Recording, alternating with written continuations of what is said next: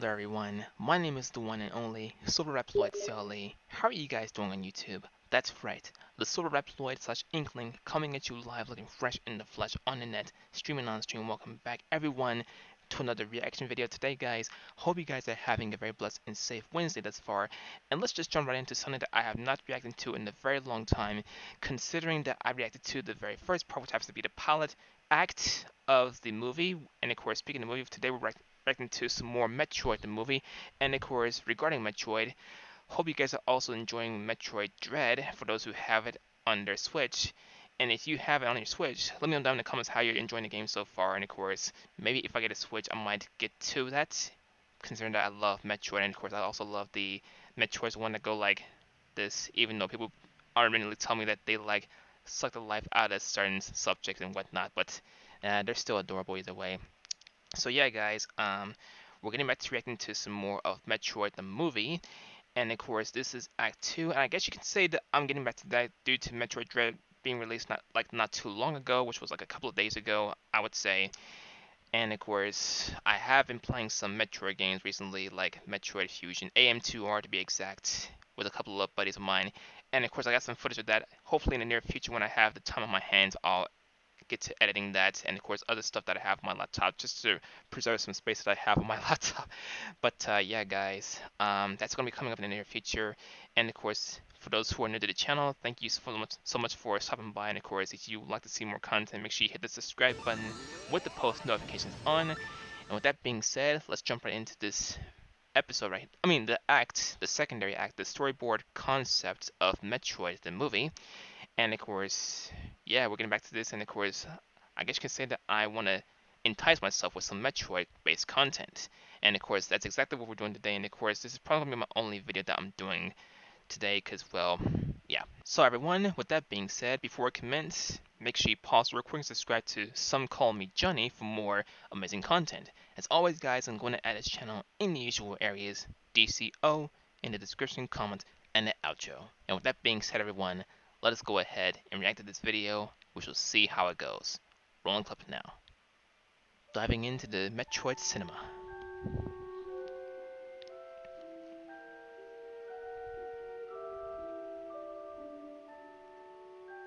Oh yeah, it's been a long time since we've seen this stuff.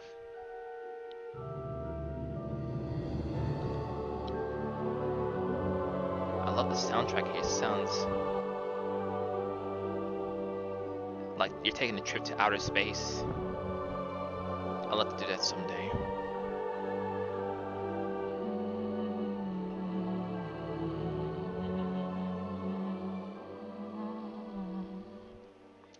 Alright, let's move on to adult that. Samus slowly breathing in and out. As she opens her eyes, 10 years later flashes across the bottom. She holds a Federation blaster at the ready before jumping out and shooting two space pirates. Ducking back into cover, Samus glances over her shoulder to see the rest of the pirates still looking for her. A female voice then comes over the comms, warning her about a pirate in her blind spot. Turning quickly, Samus just barely sees it as a shot rings out and the pirate lifelessly crumples to the ground. She thanks Anthony Higgs as he reaches out a hand and pulls her to her feet. Together, they push forward through the rocky terrain while keeping an eye out for any more enemies. As they dispatch more pirates, Samus tries to contact the woman from before, but all she gets is static. Anthony warns her to stay calm, but Samus calls her name, Ellen, more desperately. She looks to her wrist to locate Ellen's position, then takes off with Anthony calling after her. Samus ignores him as she tucks her pistol back in its holster and an arm cannon forms around her right arm. Samus cuts through the pirates with ease, but a new male voice gets on the comms. Turn back, Ellen. But yeah. Your orders were to stick with Higgs. Hardy can handle herself. She ignores him as she finally reaches Ellen's position. There, she sees her friend on the ground as pirates circle around her. Samus leaps into action, blasting two of them before grabbing the third and using it as a shield against the others. She takes out the rest before kicking the remaining pirate to the ground. Breathing heavily, she reaches her hand out to Ellen, but is surprised as her friend angrily slaps it away. Ellen calls her an idiot as she picks herself up perfectly fine. The rocky terrain and the bodies of the pirates begin to digitize away as the simulation ends. Federation homeworld flashes across the screen as Ellen continues to chew out Samus, telling her that she had it under control. She tells Samus to step back before hitting a switch that was tucked into What her was she sleeve. doing, A Ellen? massive electric field burst out. With just a few more steps, they would have been fried. Look, Oh. I'm sorry, but you don't know the pirates like I do. They don't waste time with prisoners. They are ruthless and kill anything in their way. There's no guarantee Exactly this as trap would have foretold, worked. like in the I game. don't need to be rescued, Samus. You don't need to Well, if you went with that course of action, Ellen, you would have been done for by those space pirates, and of course, Samus would feel guilty herself for not having to save you punctually like she had the intention to. protect me. In every one of these training simulations, not once have the pirates got me. Not once. Simulations aren't the same. Oh, that's so. And why did your butt need saving by Anthony if you're so good? Anthony arrives and tries Oh. to step between them, urging Ellen to calm down. Samus can only stay quiet as the male voice on the comms comes in, their squad leader, Ian Malkovich. They all immediately stand at attention, but Ian sighs and tells them to be at ease. Every time, Samus. Every time you think someone's in trouble or something's wrong, you have to step in. Ellen's trap was approved by the Federation and What? designed to counter situations like what she was in. These simulations aren't so we can do whatever we want. We can only work within the knowns and guidelines set by our leaders. Samus again tries to argue, urging him that there was no way for her to know exactly what situation Ellen was in. All she can do is save the people that she can and never leave. If this was a simulation given by the Federation, then those space pirates that were circling Ellen,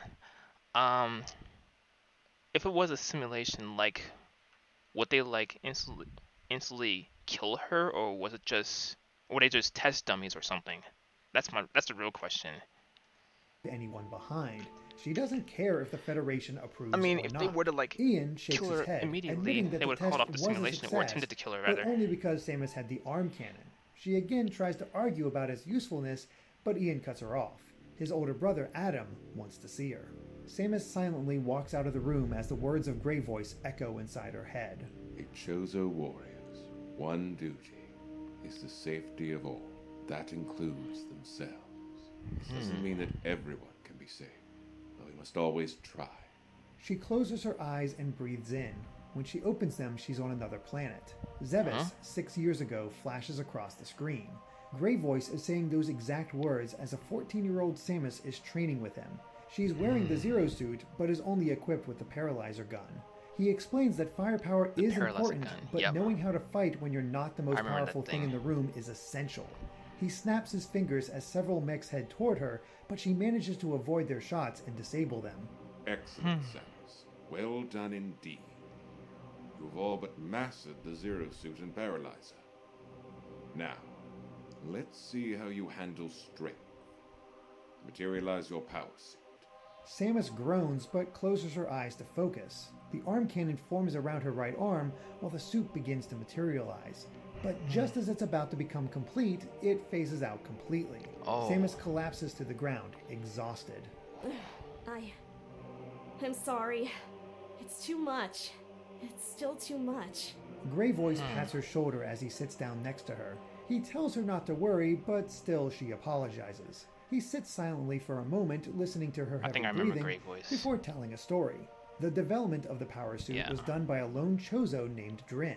He believed that the key to strength was adaptability, to never shun a new idea It's and true. instead find ways to integrate that idea into their lives. Hence the modular nature of the power suit. Even just the arm cannon can be versatile, whether firing concentrated energy blasts or concussive missiles with a twist of the wrist. The power suit itself can be entered like traditional Federation armor, or it can be materialized at a moment's notice. And that's Yeah. to say nothing of its advanced morph ball and charge beam features. Samus shudders at the mention of the morph ball, making Grey Voice chuckle. Oh yeah. The idea of all this is simply to allow its wearer. I mean, fortunately, nowadays in Metroid games, she had no fear of using the morph balls, so yeah. To take on Thank whatever goodness. obstacles lie in that path. That goes to show you that But the fears key can to be all of conquered. it is the mental connection it has to its wearer. It may be bonded to your DNA, but until you accept the past, it will never be yours, not fully. I do accept the past, though. How could I not when it's all I ever think about? My parents are dead. Ridley killed everyone I ever cared about. And now I'm completely alone. She pauses and turns away from Grey Voice. I'm sorry. I know you've all done so much for me. I feel wouldn't bad be for alive if Zero it Suit weren't for Samus. you, I mean but I Samus. feel like I need to get out there. How can I protect anyone when I'm stuck on Zebes? Joining the Federation is the only way to make that happen. Grey Voice pats her shoulder again, comforting her. I understand. The Federation has its own problems. You're not ready for that world. Not yet. It takes Until then, time. have patience. Now, let's try again. As Grey Voice talks, the camera pans closer to Samus's eyes as she looks determined and fierce. She blinks and suddenly she's in the office of Adam Malkovich, her commanding officer, as he urges her to have patience. Samus insists that she does, but why should she ignore someone in trouble? It's not about saving someone or not. It's about respecting your fellow soldiers. Ellen had a plan. Trust her to execute that plan. How am I supposed to know the plan when her comms go silent? I had a decision to make. I made It was just a simulation and from we what they still said. won. Adam maintains his composure and reminds her. The entire point of the Galactic Federation is peace and order throughout the galaxy, something that is only obtainable through cooperation. Without this cooperation and the following of rules, then what's the point of keeping order? Samus only laughs, stating that's just repeating the same lines from the Federation's training program. Bureaucracy wasn't going to save anyone. She knew that firsthand. Adam simply avoids the implication and asks why she's wearing the Zero suit again. He can clearly see it where her arm cannon had formed, ripping her training suit. She tries to cover it, Wait, it but could sighs actually and rip off asks some why of the they attire wouldn't use such a once powerful summoned. tool. Adam reminds her that it was a practice exercise. Someone could have been seriously hurt. Samus tries to object again, but Adam cuts her off with a single word. Lady. That's what you are, aren't you, Samus? A lady, convinced she knows best, and that we should all bend to her whims. He looks as if he'll continue on, but stops himself. Instead, he asks if she has any objections before sending her out of the room. Samus tightens her fist as she leaves and is about to punch the opposite wall when she hears Ellen's voice. Do you really want to deal with another lecture? Come on, let's take a walk. As they walk, Ellen apologizes for getting mad. Samus says she knows Ellen is strong, but can't help herself. If it's possible for her to save someone, It kind of like sounds like the situation I go to whenever someone is like in a bit of a well, I'm not trying to say like in the same position as Ellen is, but whenever people is having a hard time doing something, I always offer help. That's the kind of person I am nowadays. Well, every time actually, considering my traits. But yeah, I can understand these two and whatnot. But yeah, sometimes in my case, whenever I offer accommodations, they either accept my accommodations or they decline it, which is totally fine, whichever works. But sometimes, even if it's major, I still wish to lend a hand so that way they won't have to go through so much trouble or struggle or anything else, whatever they have going on their side, you know. But yeah, looking at this scenario here, I can clearly understand both Samus and Ellen's position and whatnot. So yeah. she's going to do it. She couldn't forgive herself otherwise. As they talk, they see a bounty hunter delivering his bounty. Ellen tells Samus that it's Silux, a well-renowned and brutal Silux. hunter. Samus silently watches the transaction Silux. before asking Ellen who bounty One of my hunters gaming report buddies to. too. Ellen explains that hunters Such a name. technically report to the Federation as that's how they get paid, but the methods used are up to them. As long as a mission is accomplished, the Federation is satisfied. Samus scoffs at the idea when Federation politicians and bureaucrats enforce strict rules on their own soldiers. Nothing gets done effectively. No wonder they rely on hunters. At least they have the freedom to get the job done. You don't want to be a hunter, Samus. They work alone. It's a hard, cruel life. Samus only laughs at that as the two reach the roof of the Federation training facility and look out over the setting sun. She absently watches the creatures flying in the sky, the different alien races milling about below, the mix of so many cultures. There's so many people, and yet she curls up, resting her chin on her knees. She glances at Ellen, who is lying down with her eyes closed. Samus shakily reaches toward her shoulder, but stops before it's even halfway there. She clenches her fist, brings it close to her chest, and wipes away the tears that were starting to form with the other hand. When Ellen opens her eyes at Samus's sniffles, Samus says, I'm the last, you know. The last survivor of K2L. The last of the Chozo. The last to use their power suit. How do you move on, knowing you're all alone? How do you continue to live when everything good in your life has been stolen? Even when I try to save people, they tell me I'm wrong. But I understand the want to fight pain for their peace. that she's going through. No more children should have to suffer what I have. Someday, I'll put an end to the space pirates. I promise. Ellen smiles gently and takes her hand, assuring her that she's not alone. Samus grips it tight and holds on to it. They had been friends ever since she first arrived at the Federation, but she never opened up. Ellen knew what happened to her parents and knew that she was raised by the last of the Chozo, but beyond that, Samus had stayed quiet. Maybe it was time to tell her more. Samus begins to talk as the camera again slowly zooms in on her eyes. It focuses on her pupils before pulling back out, revealing that we're now on Zebes, 5 years ago. Samus is finally in the full power suit as she trains with Grey Voice. He watches from nearby as mechs close in on her. She's able to dodge their shots before disabling them with her arm cannon. She's about to give a confident thumbs up to Grey Voice when one of the mechs reactivate and slam her against a nearby rock. Samus is fine, but the power suit destabilizes and the mechs stop.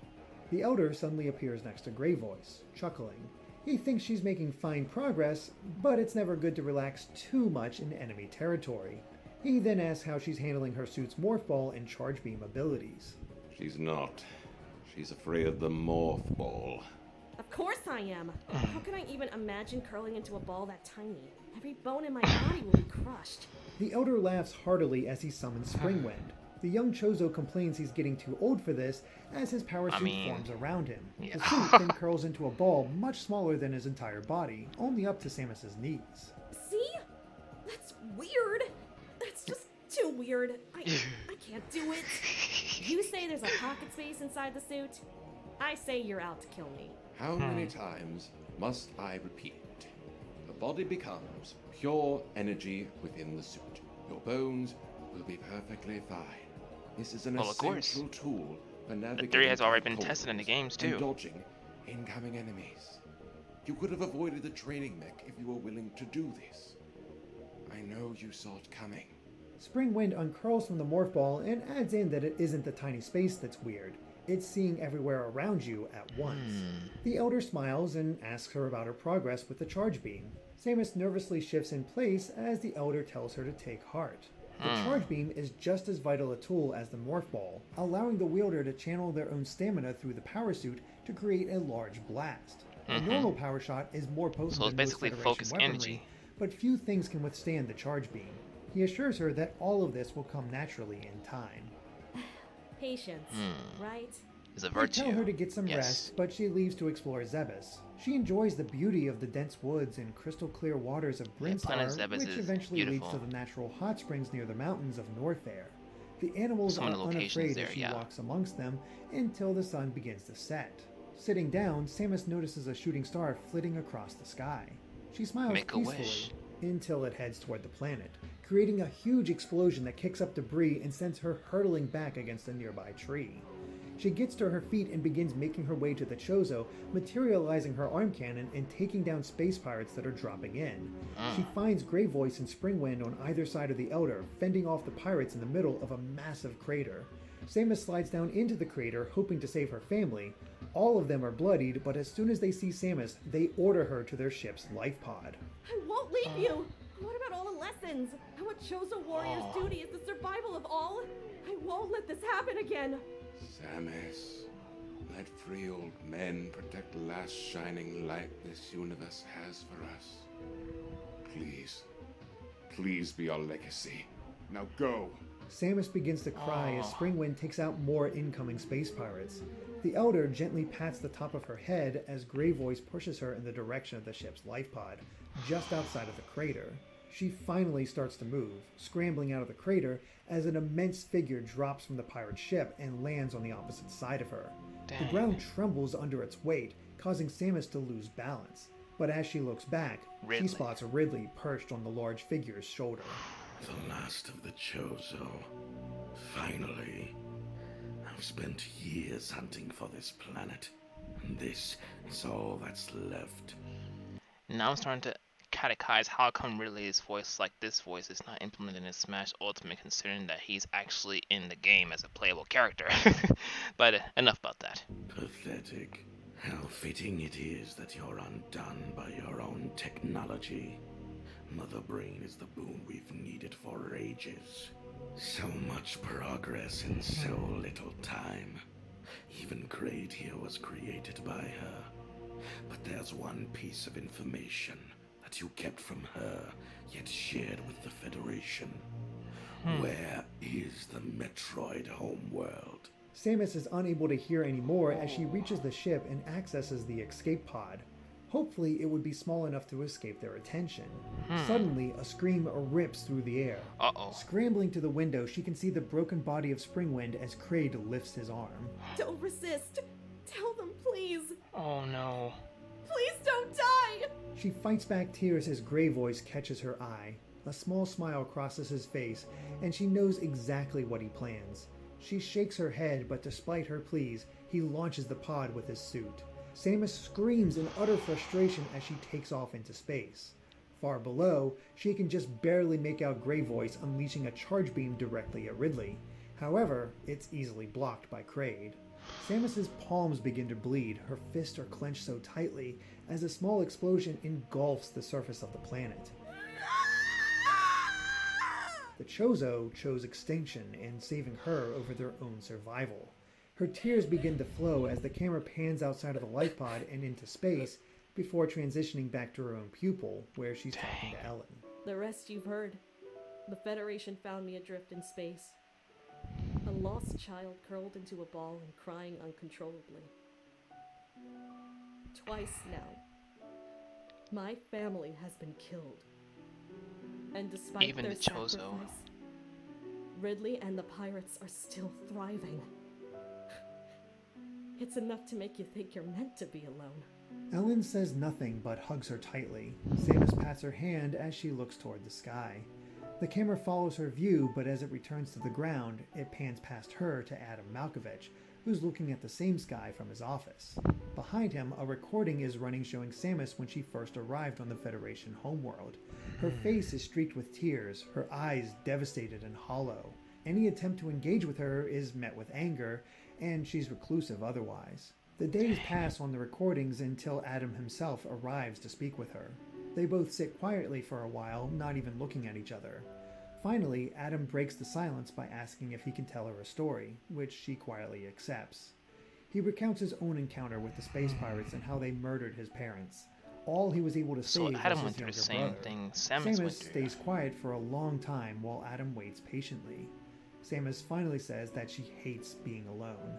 Adam assures her that with the Federation, Everyone hates that. she won't be. Ian Even I enters, hate being apologizing alone. for Samus's behavior, but Adam tells him not to worry. He turns off the old recordings and tiredly sits in his chair. The problem is, she's brilliant. She has the talent, the drive, even the potential. decision-making skills.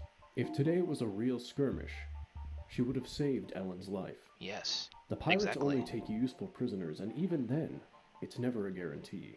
But you know the Federation. Protocol needs to be followed. We can't forget that. Protocol needs to be followed, yet they hire hunters to deal with major problems and get around their own red tape. It feels like we've been gifted this perfect knife from the Chozo. They honed her, taught her the battle tactics she needed to know. All we're doing is dulling that edge. Maybe, but she would have been lost without you, Adam. You're the one who rescued her. Adam only nods before pulling up a file. He has a mission for Ian. Weeks pass, and the Federation base is abuzz with talk as Samus walks down the street. She doesn't understand why until reaching a large screen in the center of the city. The space pirates have attacked a research vessel and slaughtered everyone on board, taking the cargo for themselves. Samus immediately realizes it's the same vessel Ian was assigned to protect and rushes to Adam's office. Bursting in, she demands. What happened? How did Ian die? Adam is sitting away from her, his voice calm and steady. Ian's mission was to guard the Metroid secured from their home planet, a highly kept secret that the last of the Chozo entrusted the Federation. They wanted some good to come from this creature, but somehow the pirates knew of the ship's purpose and attacked. 24 Metroids were secured at great cost. Ian sacrificed himself to destroy half. The rest are in the space pirates' hands. Samus urges that the Federation use their full force to get them back, to finally take the fight to Zebes and stop Ridley, to avenge Ian. Adam finally loses his quiet demeanor and explodes. Don't you think I know that? I would gladly bring the full fury of the Federation military and wipe them from existence if I could. Yeah. But I can't. The plan has already been decided. Our usual tactic. A small Federation task force will be infiltrating and stealthily taking back the Metroids while bounty hunters distract them. Samus is left stunned at Adam's outburst and hangs her head. She then quietly asks to be part of the task force, but Adam refuses. The team has already been chosen, with Ellen insisting to be part of it and leaving Samus in the dark. Samus goes pale hearing this. I'm going after them. You won't. I'm putting a stop to that idea right here and now. I'm going. Any objections, sir? Adam can only hang his head in despair as Samus leaves. She grabs some supplies before stealing a Federation ship. The power suit digitizes around her with the last piece forming the visor. Behind it, we see her face, hard and determined. Wow. So technically, all this transpired all because they really wanted to find the Metroid's home planet, and I can see why he had the lust for finding that baby Metroid.